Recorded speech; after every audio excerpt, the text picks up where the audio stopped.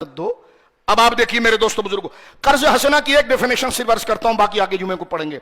कर्ज हसना से मुराद एक तो यह कि अल्लाह को कर्ज दो, एक तो यह बात है अल्लाह को कर्ज दो, और एक यह है कि अल्लाह के बंदों को कर्ज दो। अल्लाह ने खुद कहा कि मुझे कर्ज दो। इसका माना इमाम बेजावी ने यह नकल किया है, जल्दी जल्दी अर्ज करूं अरबी इबारत और मतून को छोड़कर, कि अल्लाह को कर्ज देने से मुराद यह कि जहां अल्लाह ने खर्च करने के लिए कहा है गरीबों मिस्कीनों रिश्तेदारों को, वहां खर्च करो। तुम्हारा यह माल अल्लाह के पास कर्जा होगा, उस दिन मिलेगा जिस दिन तुम्हारे पास कोई नेकी नहीं होगी। यही माल अल्लाह नेकी की सूरत में तुम्हें लौटा देगा और दुनिया में भी उसका अजर मिलेगा। और बंदों के साथ कर्ज हसना क्या है कि बगैर किसी खौफ के कि इसको पैसा नहीं दिया तो मुझे मार डालेगा, बुरी बना देगा, नहीं। बगैर इस लालच के कि इसको पैसा दूंगा ये 10 बंदे मेरे साथ ले आएगा, मेरा फायदा होगा, नहीं। बगैर किसी जाती लालच के, बगैर किसी जाती खौफ के किसी जरूरतमंद को पैसा दे देना, यह कर्ज हसना है, यह कर्ज हसना है। रसूल करीम सल्लल्लाहु अलैहि वसल्लम का इरशाद मुबारक है, जरा सुनिए सरकार का यह सच्चा कौल। अल्लाह अकबर। नबी पाक फरमाते हैं, हज़रत हुज़ैफा बिन यमान कहते हैं कि अल्लाह ताला के पास एक बंदा लाया गया जिसको अल्लाह ताला ने माल अता फरमाया था। अल्लाह ताला ने उससे फरमाया कि तुमने दुनिया में क्या अमल किया।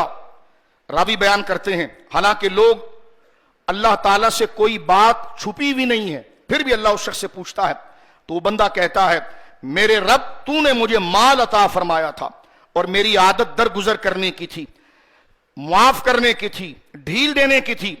मैं मालदार पर आसानी करता और तंग दस्त को मोहलत देता था।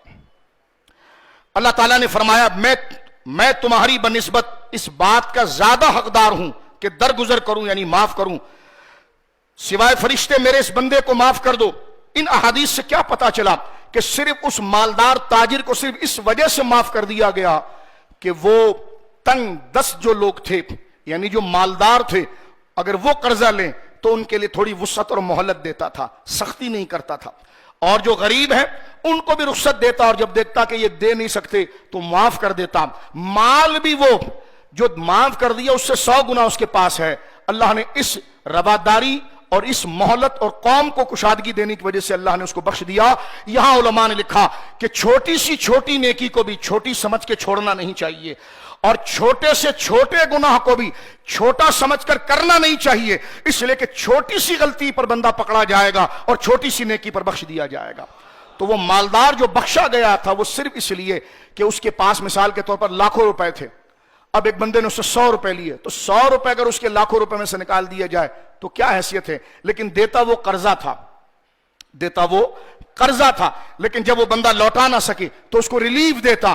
तो इस रिलीफ, हालांकि दिया भी वो माल है जो उसकी माल का थोड़ा से है, लेकिन बंदों को जो रिलीफ दिया और रिलीफ दे के सूद और हराम काम से उस बंदे को रोक दिया, अल्लाह रब्बुल आलमीन ने